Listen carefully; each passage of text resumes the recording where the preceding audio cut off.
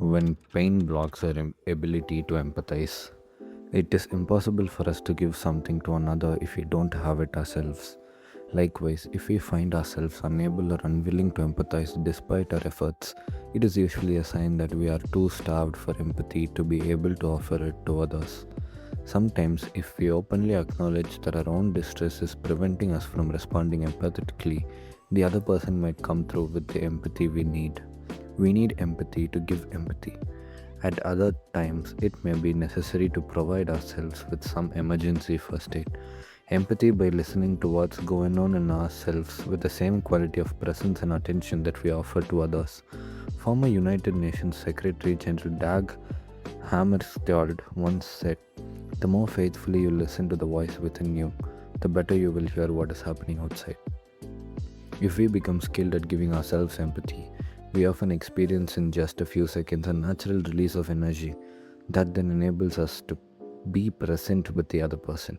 If this fails to happen, however, we have a couple of other choices. We can scream non-violently. I can recall spending 3 days mediating between two gangs that had been killing each other off. One gang called themselves Black Egyptians, the other the East St. Louis Police Department.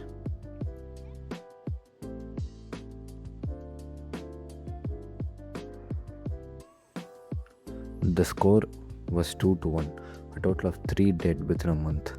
After these tense days trying to bring these groups together to hear each other and resolve their differences, I was driving home and thinking how I never wanted to be in the middle of a conflict again for the rest of my life. The first thing I saw when I walked through the door was my children entangled in a fight. I had no energy to empathize with them, so I screamed non-violently, "Hey, I'm in a lot of pain. Right now, I really do not want to deal with your fighting. I just want some peace and quiet." My elder son, then 9, stopped short, looked at me and said, "Do you want to talk about it?" If we are able to speak a plain nakedly without blame, I find that even people in distress are sometimes able to share our need. Of course, I wouldn't want to scream, "What's the matter with you?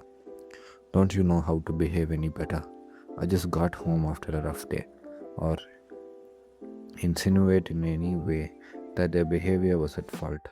I scream non-violently by calling attention to my own desperate needs and pain in the moment.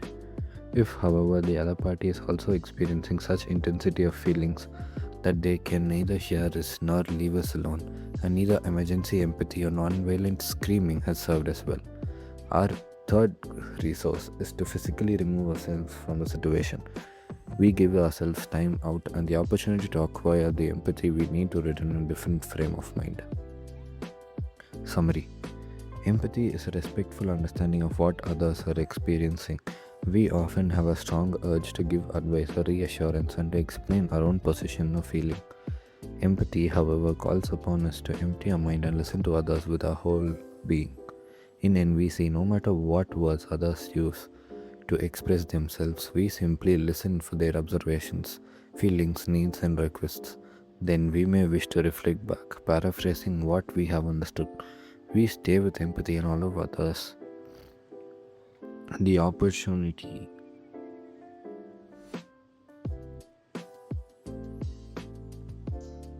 to fully express themselves before we turn our attention to solutions or requests for relief. We need empathy to give empathy. When we sense ourselves being defensive or unable to empathize, we need to 1. Stop, breathe, give ourselves empathy. 2. Scream non-violently. Or 3. Take time out.